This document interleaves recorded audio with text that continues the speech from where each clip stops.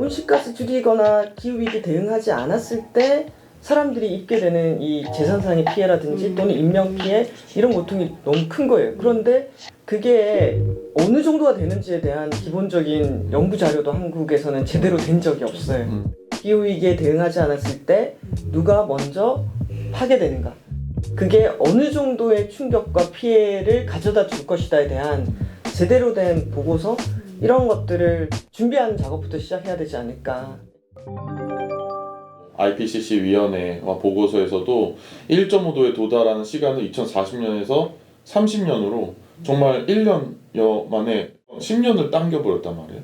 근데 우리는 넷제로에 도달하는 기간은 2050년으로 선언은 했으나 30년까지 중간 목표라든지 계획, 세부 계획이라든지 예산 편성 같은 것들은 사실상 없다라고 볼 수 있을 것 같아요.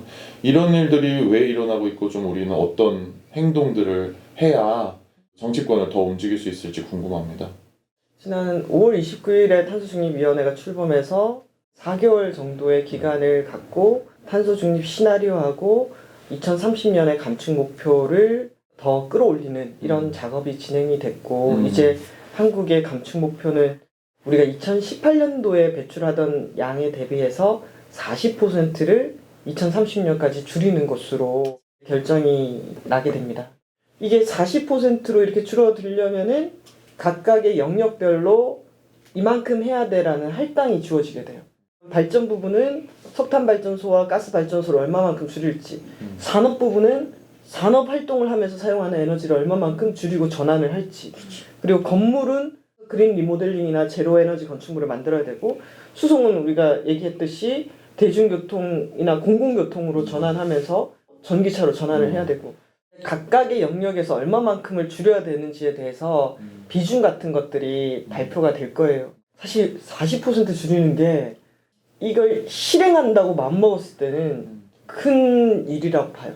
그런데 또 이 정도 줄이는 게 기후위기를 막을 수 있는 수준이냐라고 하면은 그건 또 아니에요. 왜냐면 시민사회는 40%는 택도 없고 50에서 60% 정도는 줄여야 된다라고 얘기를 하고 있으니까. 사실은 초반이 가장 극단적으로 하고 나중에는 결국에 못 줄이는 분야가 있다면서요. 그렇죠. 그래서 더 빨리 급감을 하고 그 다음에는 좀 이렇게 가야 된다 하던데. 저는 두 가지인 것 같아요. 하나는 기후위기의 심각성을 반영하면은 정말 빠르게 최대치 목표를 잡는 게 맞아요. 그런데 또 우리가 지금 이렇게 화석에너지에 기반하고 온실가스를 배출하는 이 관성에서 완전히 사회를 전환하려면은 그만큼의 투자를 해야 되고 비용을 지불해야 되고, 그렇게 되면 이게 또 물가 상승하고도 또 연동이 돼요. 그러면 이게 시민들의 생활이라든지 삶에도 또 같이 연동이 되거든요. 이 모든 것들이 막 연결되어서 작동하고 있기 때문에 실제로 이게 사회에서 진행이 됐을 때 이게 어떤 의미지? 누구의 삶에 어떻게 영향을 미치지? 누구에게는 어쩌면 새로 일자리를 만들 수 있는 기회가 되지만 누구에게는 정말 자기 일자리의 기반이 흔들리고 삶을 어떻게 살아가야 될지 모르는 충격이 올 수도 있어요. 안타까운 것은 이런 내용들이 충분히 전달되지 않은 채 탄소 감축 목표가 결정이 됐어요.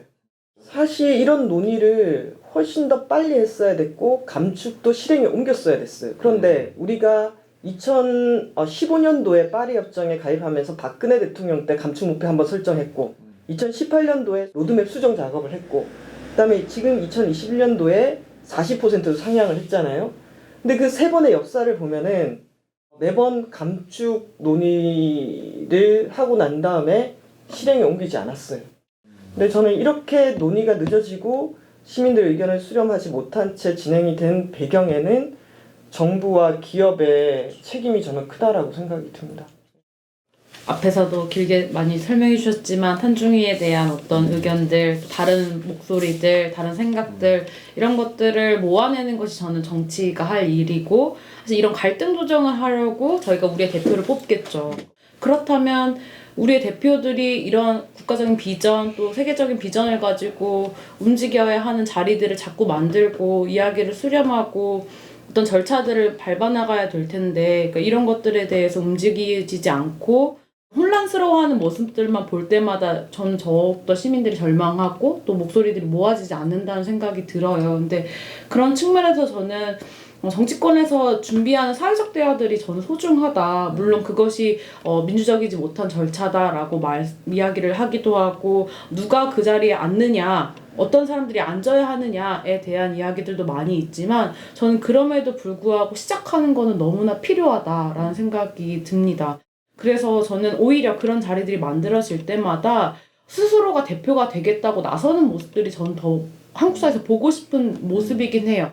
이번에 이제 과정들에서도 뭐 노동자가 없는 곳, 뭐 농민이 없는 곳, 어민은 없는 곳 이런 이야기들이 나오긴 하지만, 그럼 왜 우리는 그 사람들을 우리의 대표자를 뽑지 못하는가? 왜 그런 국회들을 만들지 못하고 늘 변호사들, 교수들, 판사, 검사들이 우리의 대표들이 되어야 하고 대통령이 되어야 하고 왜 이런 것들에 대한 관습을 시민들이 버리지 못할까? 그러니까 나를 정말로 대변할 수 있는 대표자들을 뽑을 준비, 그런 정당들을 지지할 수 있는 준비가 돼야 하는 것도 전 동시에 같이 진행이 돼야 우리의 염원, 그리고 내가 생각하는 세상을 담은 사회를 만드는 정치가 시작될 수 있지 않을까? 이런 생각도 전 좀 드는 것 같아요. 저도 그 탄소중립위원회 이제 이 과정과 프로세스를 참여하면서 이 탄소중립안을 가지고 100개 정도의 의견서가 탄중에 오게 됩니다. 그래서 노동계의 입장이라든지 농민들의 입장이라든지 청년들의 입장, 특히 청년들 같은 경우에는 2050년이 아니라 2040년의 시나리오를 작업을 해서 제출하기도 했고요. 그걸 보면서 제가 느꼈던 거는 이제 탄소 중립이란 것을 가지고 각계가 모여서 회의를 한번 해봤구나. 이 탄소 중립 사회가 왔을 때 나에게는 이게 어떤 영향을 미치는지에 대해서 생각을 정리하고 의견을 정리해서 페이퍼로 만들어 봤구나. 이렇게 쌓인 총 의견서가 한 500페이지 정도 된다고 생각해요. 나는 또는 나의 조직은, 내가 속한 그룹들은 어떻게 가야 되는지에 대한 방향을 좀 논의한 것이거든요. 그래서 저는 그게 필요하다라는 생각이 들었고, 두 번째는 늘 우리가 계획을 수립할 때는 다 집중을 하다가 계획이 수립되고 나면은 실행이라든지 평가라든지 이런 쪽이 늘 부족했던 점이 있어요. 이 계획 자체도 한 번 만들어진 게 아니라, 예를 들면 저는 이번에 산업 부분의 감축 비중이 너무 낮게 책정돼 있다고 생각하거든요. 그러니까 우리나라 전체의 기후위기의 원인이 되는 산업계 같은 경우에는 감축률이 다른 영역에 비해서 상당히 낮은 한 14.5% 정도 책정돼 있어요. 그런데 폐기물 분야를 줄이는 거는 시민들이 줄여야 되는 영역인데 46% 줄이는 걸로 돼 있거든요. 산업 분야에서는 감축량을 적게 받고 폐기물 분야에서는 훨씬 더 많은 양을 줄여야 된다라고 했을 때, 지금 발생하는 폐기물의 절반 정도를 10년 안에 줄이려면은 이건 시민들이 열심히 뭐 분리수거하고 재활용률 높이고 이렇게 해서 되는 게 아니라, 산업 단계에서부터 폐기물을 덜 발생할 수밖에 없도록 일회용품이라든지 포장에 대한 규제도 상당히 강해져야 되거든요. 맞아요.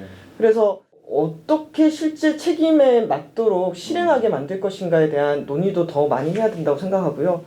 이게 그냥 계획으로만 남겨지지 않고 실행되기 위해서는 무엇이 필요한지에 대한 조건들, 이런 것들을 더 만들어 가야 된다라고 생각해요. 왜냐면 이게 우리가 해결해야 되는 일이니까요. 그렇죠. 예. 실행되지 않았던 역사와 과거를 좀 되새겨보면서 이제는 바로 실행이 될 수 있게끔 할 수 있는 동력이라든지 그런 것들을 어떻게 찾아낼까도 되게 중요한 것 같습니다. 그럼 그 방법들은 어떻게 말할 수 있을까요? 바로 실행하게끔 우리가 어떻게 해야 되나요? 저는 여기에서 환경 이야기를 하는 시민단체도 너무 중요하지만 전 노조의 역할도 굉장히 크다고 생각합니다. 그래서 전 노조의 정치 방법 혹은 노조가 앞으로 어떻게 로드맵을 만들어가야 될지에 대한 고민들을 더욱더 열린 생각을 가지고 해야 된다고 봐요. 그래서 더욱더 적극적으로 대화 자리에 나오고 고민들을 같이 나눌 수 있는 노조가 되어야 한다, 이런 생각도 드는 것 같아요. 네. 이렇게 기후 위기가 왔어요. 그러면 이렇게 위기가 와서 우리가 온실가스를 줄여야 된다라고 얘기했을 때, 이 위기에 대한 책임이 너무나 차이나게 이것마저도 불평등하게 설정됐다라고 했을 때 사람들이 여기에 동의하고 함께 갈 수 있을까요? 그래서 저는 이 위기에 대한 책임, 그리고 그 책임 속에서 이 온실가스 감축 사회를 만들어 가는데 줄이는 과정이 이게 또 너무나 폭력적이거나 또는 온실가스만 줄이고 사회는 엉망이 됐어. 이런 사회를 또 원하지 않잖아요. 그렇기 때문에 기후위기에 대응하면서도 좋은 사회를 만들려면은 이런 국가의 감축 계획이나 또 책임 배분에 있어서 노동자들의 목소리, 농민들의 목소리, 거기에 취약한 사람들의 목소리, 그 사람이 그 내용들을 들여다보고 해석하면서 이건 이렇게 가면 안 될 것 같아. 아니야, 이건 이렇게 가야 돼. 라고 하는 논의가 저는 풍성해져야 된다고 생각해요. 그래야지 안전망이 갖춰질 수 있다라는 생각이 들고, 다만 한국 사회의 기후위기 대응에서 저는 좀 걱정되는 측면들이 뭐냐면은 화석 에너지에 기반한 산업들이 무너지고 일자리를 잃을 것이다. 그러면 이제 녹색 산업과 녹색 일자리를 만들자라고 하는데 여기 있는 사람들이 바로 이쪽으로 그대로 옮겨갈 수 있을까요? 우리나라 워낙 제조업 기반 사업이기 때문에 녹색 산업으로 만들어낼 수 있는 총량에는 저는 한계가 있을 것 같아요. 그러면 이건 그냥 새로운 산업을 만들어서 이쪽으로 사람들의 일자리를 옮겨줘서 해결할 수 있는 문제가 아니라 이걸 받쳐주는 사회 시스템이 같이 가줘야지 사람들이 견딜 수 있을 것이다. 그 얘기를 본격적으로 해야 된다라고 생각해요. 그런 새로운 일자리 만들기 방식이나 뭐 그린 산업 이런 것들이 한국판 그린 뉴딜 이런 데 담겨 있는 계획들인가요? 한국판 그린 뉴딜을 보면은 우리나라 제조업 기반의 에너지 다소비 산업 구조로 되어 있어요. 예를 들면 철강이라든지 석유화학이라든지 자동차 산업이 근간을 이루고 있잖아요. 이거를 녹색으로 전환하기 위해서 세 가지가 중요하게 그린 에너지, 재생 가능 에너지 늘리는 거, 그리고 그린 모빌리티라고 해서 전기차 늘리는 거, 그린 빌딩이라고 해서 리모델링 하는 거. 이런 영역들이 만들어지는 건 맞아요. 맞는데 유럽이나 미국 사례를 보면 훨씬 더 포괄적이거든요. 거기에 어떤 것들이 들어가 있냐면은 농업은 어떻게 할 건지, 생물 다양성은 어떻게 하는 건지, 그리고 이런 기후위기에 취약해졌을 때 돌봄이라든지 보육 영역은 어떻게 더 강화할 것인지, 훨씬 더 포괄적인 영역의 안전망을 중심으로 이 계획들이 만들어져요. 그런 거에 비하면 한국은 이제 녹색 산업 중심의 그린 뉴딜 정책이 되다 보니까 매우 협소하게 만들어진 측면들이 있죠. 사실 저는 보건복지부나 여성가족부가 이런 문제에 관심을 가지고 부처별로 움직이지 않는 것도 너무 큰 문제라고 느껴요. 그러니까 예를 들면 제가 요즘 NDC를 쓴 이제 국가들 중에서 젠더 관련된 부분들의 협약이나 규약이나 이런 내용들이 있는 나라들을 보고 있어요. 근데 그런 나라들을 보면 여성부가 탄소 중립 관련된 과제를 하러 뭐 협의체에 들어간다거나 국가기관에 요구를 한다거나 이런 움직임이 있는데 사실상 뭐 노동부라든지 우리 보건복지부라든지 여성가족부라든지 행정안전부라든지 이런 진짜로 사람과 삶에 또 어떤 다양한 뭐 동물들의 삶, 식물들의 삶에 관여하고 있는 정부 부처들이 너무나 관심이 없는 거죠. 이 문제에 대해서. 안 들어가는 건가요? 아니면 안 불러줘서 못 들어가는 건가요?